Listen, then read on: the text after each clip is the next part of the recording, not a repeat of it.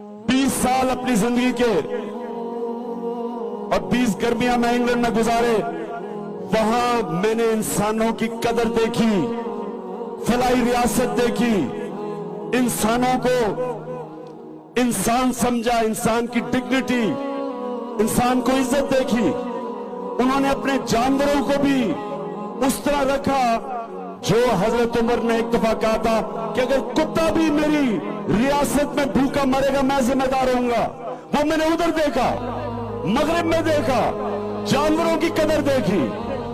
जानवरों के लिए उन्होंने घर बनाए हुए हैं जिधर जानवरों के डॉक्टर होते हैं, जानवरों को खाना दिया जाता है, जानवरों के ऊपर कोई जुल्म नहीं कर सकता। ये मैंने देखा और मैं ये चाहता था कि हमारा तो एक अजीम ख्वाब का नाम था पाकिस्तान, और हम